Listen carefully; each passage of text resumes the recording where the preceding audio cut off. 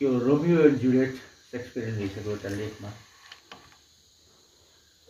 Fryer रोरेन्स भन्ने एकजना मान्छे छ दार्शनिक, यो डिबीलाई थाहा छ।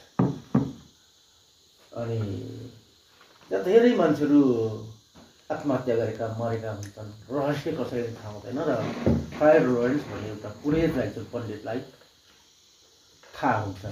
उसलाई कोठाघरमा उठाएर यो कसरी भयो सबै कुरा भन्दाखेरि फ्रायर लोरेन्सले के भन्छ भनेदेखि, it's a long story, life itself is too brief to tell a long story, let me brief. यति लामो कथा छ, यो सबै भन्नको लागि जीवनै छोटो। त्यसैले म छोटोमा भन्छु भने म आज यो कुरा नि सम्झिराखेको छु। देवकोटाको एउटा जन्मजयन्ती युरोपमा मनाउने सुरुवात हामीले केही वर्षदेखि गऱ्यौँ। हामीहरू थोरै छौँ तर स्मल इज ब्युटिफुल त्यसै भनेको होइन, थोरै नै हुन्छौँ हामी। अनि आजको यो कार्यक्रममा पनि हामी थोरै छौँ। आइ सर हुनुहुन्छ, शङ्करजी हुनुहुन्छ, हाम्रो एउटा सरहरू। विशेष गरेर एउटा केटोको उपस्थितिले मलाई बहुत गर्व लाग्छ।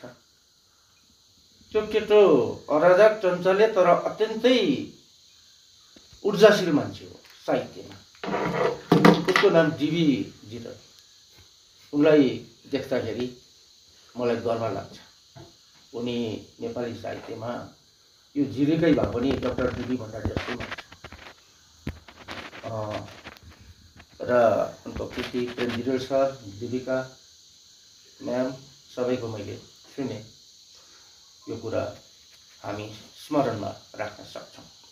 र थोरै कुरा म देवकोटाको बारेमा बोल्छु, समयलाई ख्यालमा राख्दै बोल्छु। देवकोटाको अहिले मैले सेक्सपियरियन पात्रको भने त्यसै भनेको होइन, देवकोटाको बारेमा कति बोलेर कहिल्यै सकिँदैन भनेदेखि थोरै बोलौँ। देवकोटा स्रष्टा मात्र होइनन्, द्रष्टा पनि थिए र महान दार्शनिक पनि। संसारमा जुन कुरा अकल्पनीय भनिन्थ्यो देवकोटाले आफ्नो कृतिबाट संसारलाई एउटा दर्शन दिएको छ। दर्शन त कस्तो भनेदेखि संसारभरिका धर्मशास्त्रहरूले हजारौं पेजमा लेखिएका कुराहरू भन्दा उनले एउटा सानो कविताको टुक्राबाट मान्छेको जीवनको उद्देश्यलाई स्पष्ट पारेको छ। अहिले भर्खर मात्र हामीले गीत गायौँ। सँगसँगै देवकोटाको रचना कुन मन्दिरमा जाने यात्री कविता यदि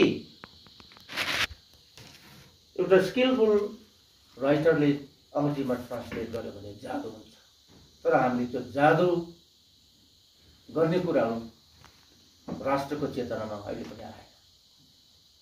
संसारभरिको धर्मशास्त्रले मान्छेको सेवा गर्नु भनेको होइन र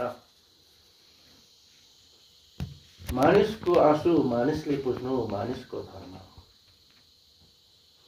एउटा दर्शन बोलेको छ र संसारभरिका धर्मशास्त्रहरूको एउटा सारलाई उनले एउटै वाक्यमा राखेको छ।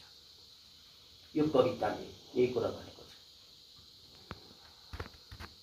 यसो भन्दा म 20औं शताब्दीको अत्यन्तै प्रख्यात दार्शनिक बर्ट्रान्ड रसललाई पनि सम्झन्छु। बर्ट्रान्ड रसलका अनुसार उहाँको जीवनलाई 3वटा कुराबाट गाइडेड गरेको छ। Love, knowledge and pity for human suffering. 3वटा कुराले आफ्नो जीवनलाई गाइड गरेको छ। लभ, त्यो कुरा थाहा पाएको छ, एन्ड नलेज, यो 2टा कुराले बर्ट्रान्ड रसलले माथि माथि माथि स्वर्गतिर उचालिरहेको त्यो आनन्द उनी प्राप्त गर्छन्। तर जब धरतीतिर फर्केर हेर्छन् उनी त्यहाँ असह्य पीडाका चित्कारहरू सुन्छन् अनि उनी पृथ्वीमा फर्कन चाहन्छन् र त्यो पीडालाई न्यूनीकरण गर्न चाहन्छन्। तर विडम्बना उनी आफै दुःख पाउँछ। देवकोटाले जीवनभर लिन जानेन, दिन मात्र जाने, आफूले लगाएको कोट समेत अरूलाई फुकाइदिए देवकोटाले। तर देवकोटाले जीवनमा अत्यन्तै पीडा, जीवनमा दुःख पाएर उनको अन्त्य भएको कुरा हामीलाई थाहा हुन्छ। जुन बेला देवकोटा जीवनबाट विधाले उद्देश्य के लिनु उडी छुनु चन्द्र आयो, त्यही बेला चन्द्र धरतालमा स्फुटनी पुगेको थियो।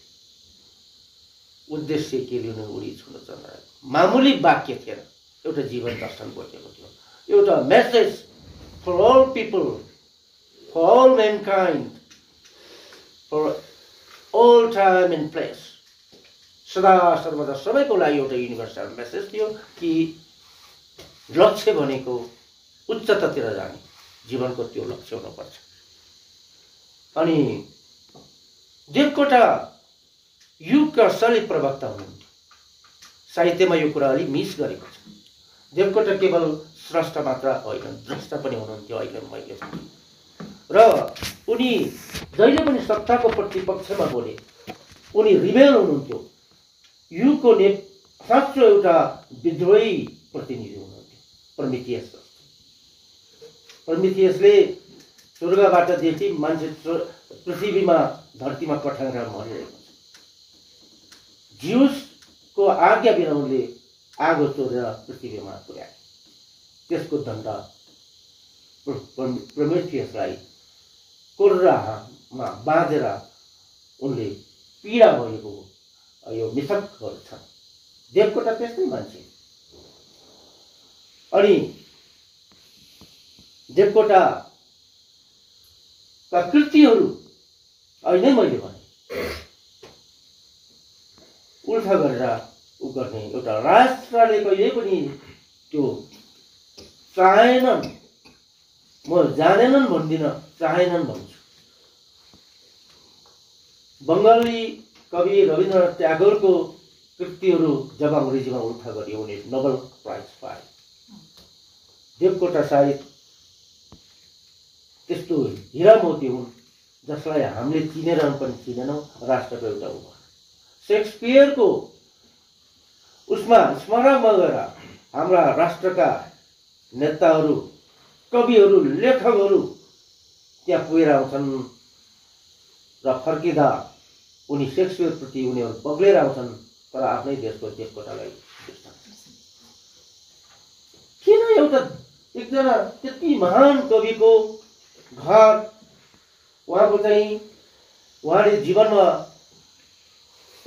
लिएका भोगेका कुराहरूको कुराको संरक्षण किन हुँदैन यो देशमा? देवकोटा यसरी सोच्दाखेरिमा हाम्रो मुलुकले एउटा नजन्माएको एउटा नभूतो नभविष्यति देवकोटा त्यस्ता आदर्श पुरुष हो। देवकोटाको बारेमा धेरै अहिले मैले धेरै भन्न सकिन्छ। देवकोटा साहित्यका, संस्कृतिका दूध हुन् नेपालीका। जब रुसमा उनी गए, रुसमा उनले जब धारा प्रवाह बोले,